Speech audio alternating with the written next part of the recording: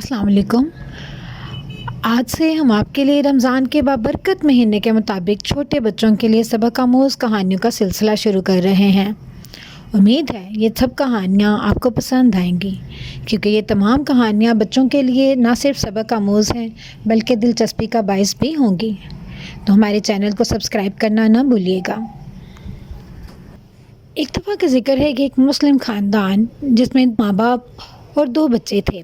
بچوں کا نام احمد اور عائشہ تھا، جبکہ ماں باپ کا نام زینب اور علی تھا۔ علی اور زینب کے دونوں پیارے پیارے بچے احمد اور عائشہ بھی انہیں کی طرح سے ماشاءاللہ سے بہت مذہبی تھے۔ وہ بھی اپنے والدین کے نقش قدم پہ چل کے نماز قرآن پڑھتے، عبادت کرتے، روزے رکھتے۔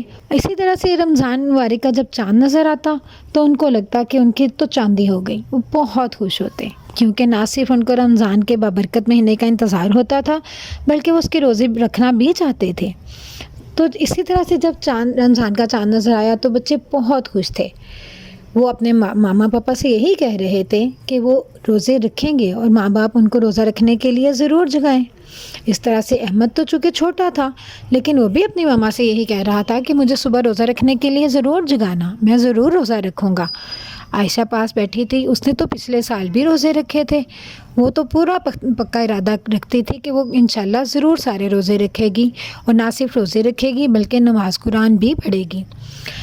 تو صبح کے وقت جب سحری کا وقت آیا تو احمد اور عائشہ کسی کے جگائے بغیر ہی خود ہی اٹھ گئے، کیونکہ ان کو بہت فکر تھی کہ کہیں ان کی سحری مس نہ ہو جائے۔ اس لیے وہ وقت پر اٹھ کے دسترخوان پر موجود تھے۔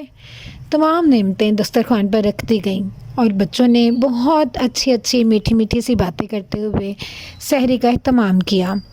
ماں باپ نے بچوں کو روزہ رکھنے کی دعا بھی سکھائی، جو کہ وَبِصَوْمِ غَدٍ نَوَيْتُ مِنْ شَهْرِ رمضان یہ تھی، اور دونوں بچوں نے سحری کرنے کے بعد نماز ادا کی۔ احمد نے اپنے پاپا کے ساتھ، جبکہ عائشہ نے اپنی ماما کے ساتھ نماز ادا کی۔ جب دونوں بچوں نے روزہ رکھ لیا، صبح کا وقت تو اچھا گزر گیا، لیکن بعد میں سورج تو ایسے جیسے سوا نیزے پر آ گیا تھا۔ انتہائی شدت کی گرمی تھی۔ بچے بڑوں کی زبان بھی خشک ہو رہی تھی۔ اتنی شدت کی گرمی پڑ رہی تھی کہ سب روزے داروں کا گرمی سے برا حال تھا۔ تو احمد اور عائشہ بھی گرمی سے بہت پریشان تھے، لیکن اس گرمی کی شدت میں بھی تمام بچے اپنے روزے پر قائم تھے۔ احمد باورچی خانے میں گیا تو شیطان اسی موقع کی تلاش میں تھا۔ شیطان یہی دیکھ رہا تھا کہ یہ ننھا سا بچہ کب اس کے ہاتھ آئے اور وہ اس کے دل میں وسوسے ڈالنے کی کوشش کرے۔ وہ اس کو ورگلانا چاہتا تھا۔ احمد نے جب فریج کھولی، ٹھنڈے پانی کا گلاس دیکھ کے اس کا دل کیا کہ ایک گھونٹ پانی پی لے۔ اصل میں یہ اس کا دل نہیں چاہ رہا تھا، یہ شیطان تھا جو اس کے دل میں وسوسے پیدا کر رہا تھا۔ وہ اس سے کہہ رہا تھا، پی لو ایک گھونٹ پی لو، ایک گھونٹ سے تو روزہ نہیں ٹوٹ جائے گا، کم از کم تمہاری زبان تو تر ہو جائے گی۔ تم تو اتنے ننھے سے بچے ہو، تم پہ تو روزہ فرض بھی نہیں ہے، تم ایسا کیوں کر رہے ہو؟ تم تو اپنی جان پہ ظلم کر رہے ہو۔ پکڑو پانی اور پی لو، اٹھاؤ پانی کا گلاس اور ہونٹوں کو لگاؤ جلدی سے۔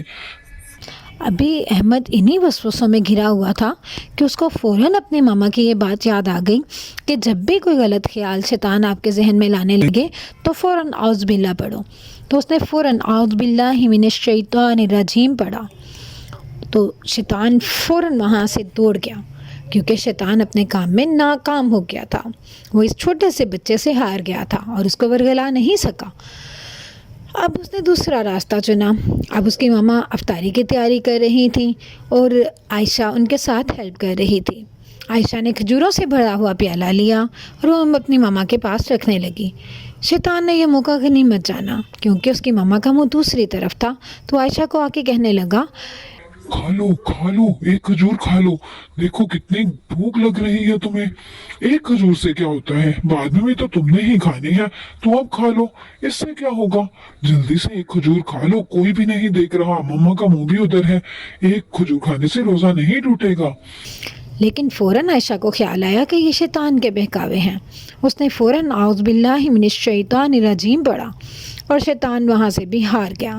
شیطان اس ننھی سی بچی سے بھی مار کھا گیا، وہاں پہ بھی وہ ناکام ہو گیا۔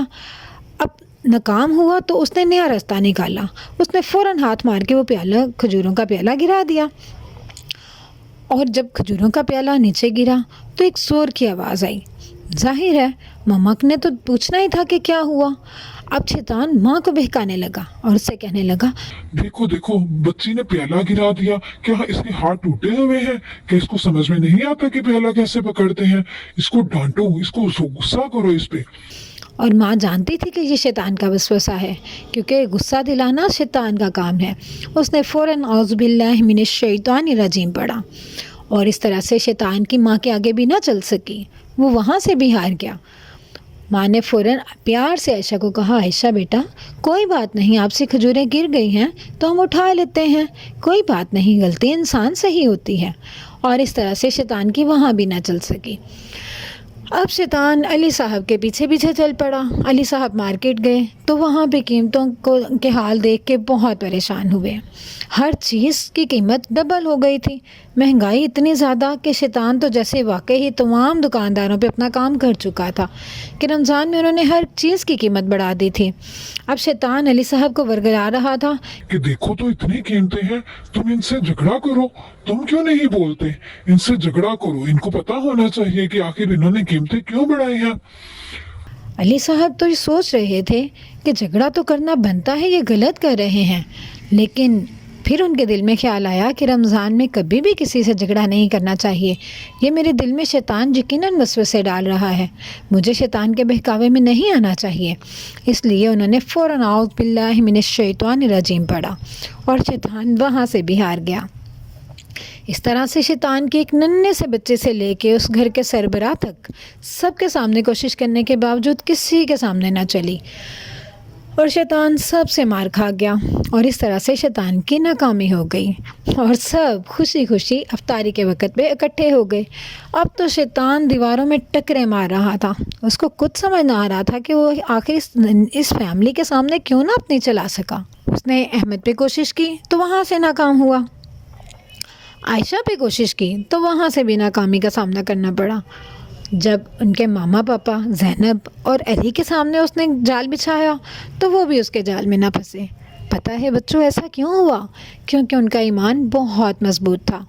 वो जानते थे कि हमने रोज़ा अल्लाह के लिए रखा है और जब हमने काम अल्लाह के लिए किया है तो हम शैतान के कहने में आके उस काम के ख़िलाफ़ कैसे जा सकते हैं।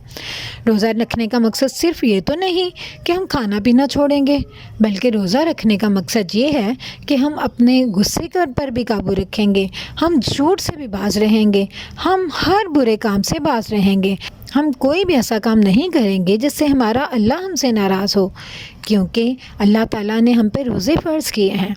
मोमिनों के लिए रोज़ा एक डाल है जो उसको गुनाहों से बचाता है और उसके लिए बहुत सारी रहमतें, मग़फ़िरत और दोज़ख से नजात का ज़रिया बनता है। तो मुसलमानों, ये हम सब के लिए एक सुनहरी मौका है। कभी भी इस मौके को हमें ज़ाया नहीं करना चाहिए, बल्कि हमें भी अहमद, आयशा, ज़ैनब और अली की तरह अपने ईमान पर कायम रहते हुए रोज़ा रखना चाहिए।